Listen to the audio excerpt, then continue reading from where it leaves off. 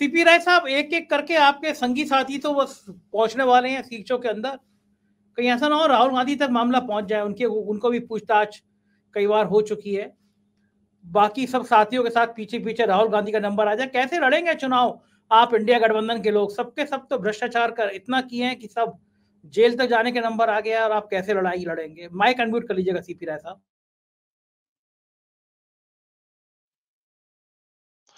संजय जी, पहली तो मेरी रिक्वेस्ट यह है कि मेरा जो पुराना परिचय था वही ठीक था, मुझे अच्छा लगता था, वही परिचय दिया करिए। मैं थोड़ा निष्पक्ष बात कर सकूंगा, पार्टी वार्टी अपनी जगह पर है। दूसरा, ये आपने एक बात ये कही कि सारे लोग जेल में बंद कर दिया जाए तो मोदी जी का काम हो जाएगा। हम लोग तो उसके गवाह हैं, सब लोग आपातकाल में जेल में ही थे सब लोग। और कांग्रेस का सफाया हो गया था, बंगाल से लेकर कश्मीर तक शून्य हो गया था। तो आपने वो कहा जनता जवाब दे देगी, अपनी जगह है वो। अभी जितने सारे मामले हैं, ये अपने आप में बहुत अच्छी बात कही मुझसे पहले के साथी ने कि ईडी और इनकम टैक्स ने अपनी विश्वसनीयता खो दी है। उनकी क्रेडिबिलिटी पहले से ही खत्म हो रही थी, कि अब बिल्कुल खत्म हो गई है।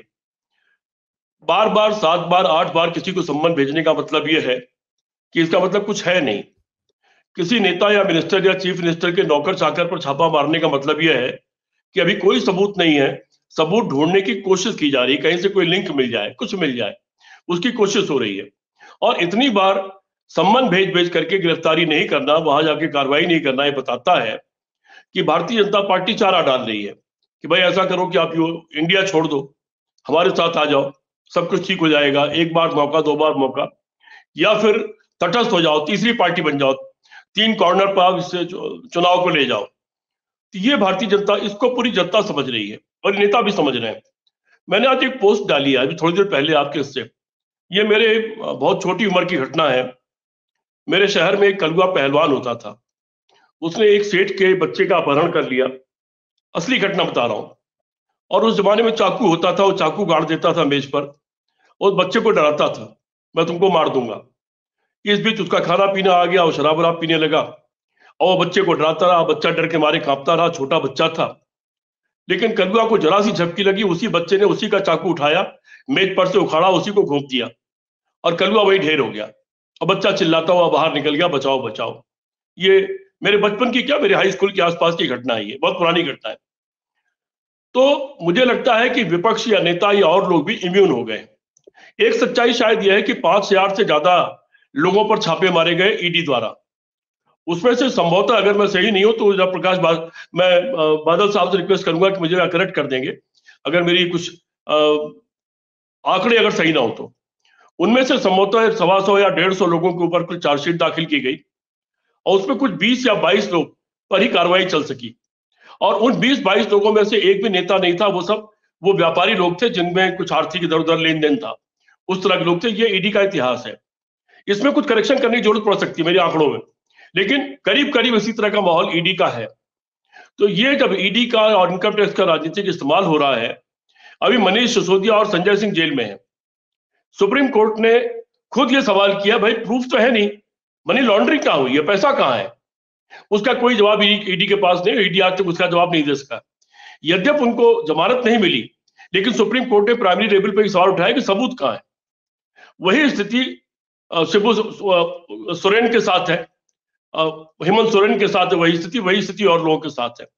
आपको याद होगा, आपने राहुल गांधी का जिक्र किया, राहुल गांधी को भी बुलाया गया था और सोनिया गांधी को भी बुलाया गया था, और वो लोग गए थे, धड़ल्ले से गए थे।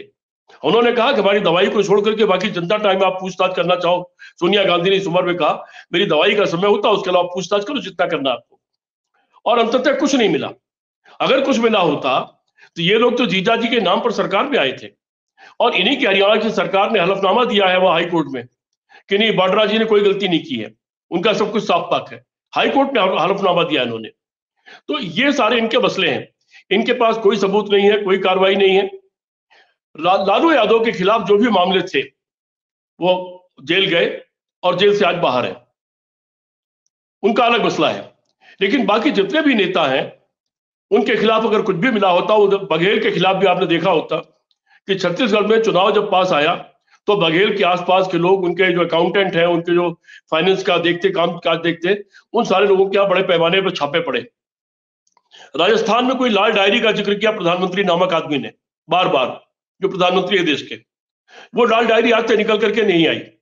तो इस तरह का खिलवाड़, इस तरह का गैर राजनीतिक माहौल और इस तरह आतंकित करके राजनीति करने की कोशिश, दरअसल ये सब हो क्यों रहा है?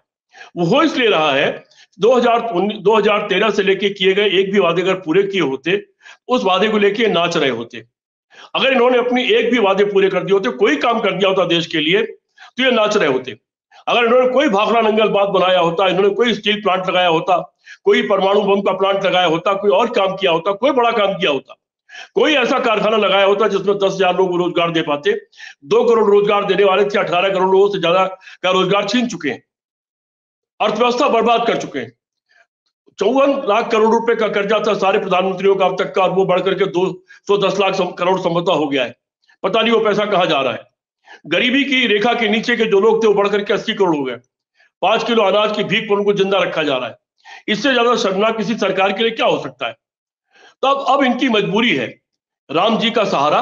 मैं आज एक वीडियो देख रहा था, एक वीडियो में कोई 100 फुट या कितने फुट लंबी अगरबत्ती कहीं दूर से ले जाई जा रही अयोध्या बड़े से ट्रक पर, उसके अगल बगल कारें और मोटरसाइकिल चल रही थी, आम लोगों की सड़क पर जो चलते रहते हैं।